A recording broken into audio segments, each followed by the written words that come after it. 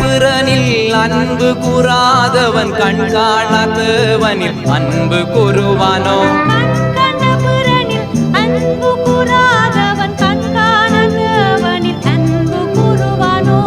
விண்ணவர் வார்த்தை படித்தறிந்தாலும் அன்பு இல்லை என்றார்.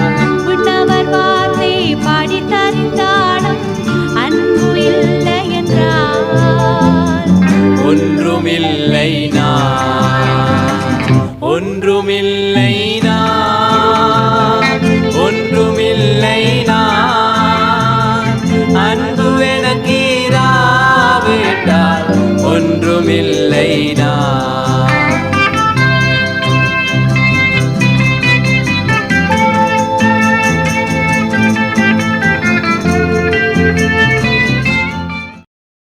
கர்த்தருக்குள் அன்பானவர்களே, அனுதினமும் கிறிஸ்துவுடன் தியான வேளைக்கு உங்களை அன்புடன் அழைக்கிறோம். இன்றைய தியானத்திற்கான வேத வாசிப்பு 1 சாமுவேல் 18ஆம் அதிகாரம் வசனங்கள் 1 முதல் 9 வரை. தியானத்திற்கான தலைப்பு காய்மகாரம். அந்நாள் முதற்கொண்டு சவுல் தாவீதை காய்மகாரமாய் பார்த்தான். 1 சாமுவேல் 18:9. கர்த்தருடைய ஆவி சவுல் ராஜாவை விட்டு விலகிய பின்னர் சவுல் கலக்கம் அடையும் போதெல்லாம் சுரமண்டலத்தை வாசித்து ஆறுதல் கொடுத்தவன் தாவீது. 16ஆம் அதிகாரம் வசனங்கள் 14-23. அப்படியிருந்தும் ராஜாவும் இராணுவமும் கோலியாத்துக்கு பயந்து பின்வாங்கிய போது ஒரு கவனில் கல் வைத்து அவனை கொன்று போட்ட தாவீதை காட்டி, இவன் யார் மகன் என்று கேட்கிறான் சவுல். 17ஆம் அதிகாரம் வசனங்கள் 55 முதல் 58 வரை. கோலியாத்தை வெற்றி கொண்டு ஜனங்கள் ஆரவாரத்துடன் திரும்பி வருகையில் அவர்கள் பாடிய பாடல் வரிகளே சவுலுடைய இருதயத்தில் எரிச்சல் மூட்டியது. சவுல் கொன்றது 1000, தாவீது கொன்றது 10,000 என்று முறையாக பாடினார்களாம். அந்நாள் முதற்கொண்டு சவுல் தாவீதின் மீது எரிச்சல் அடைந்திருந்தான்.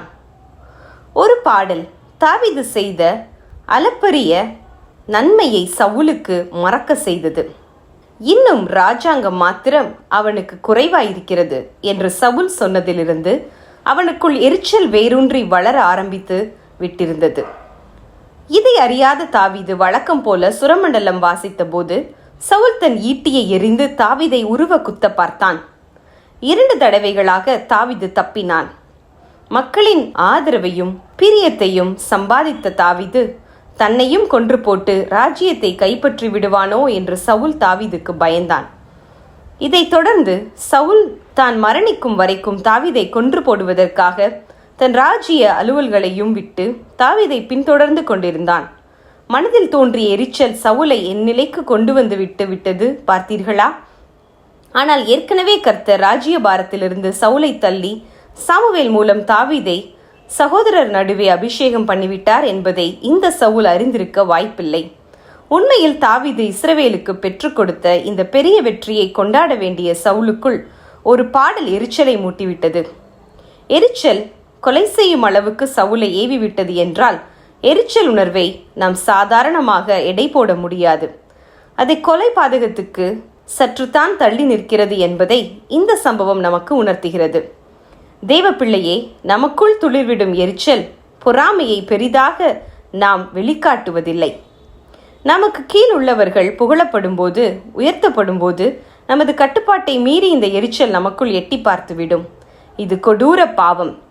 அடுத்தவர் உயிரை எடுக்காவிட்டாலும் சகோதரனை பகைக்கிற கொலைபாதகத்துக்கு 1 யோவான் 3:15 ஆளாவோம். நம்மை ஆராய்ந்து பார்த்து தேவ அன்பினால் நிரம்புவோமாக. ஜெபம் செய்வோமா? அன்பின் கர்த்தாவே, கொலை பாதகத்துக்கு இணையான பகையுணர்வையும் காய்மகார எண்ணங்களிலிருந்தும் எங்களை கிருபையாய் விடுவித்தருளும். ஆமேன்.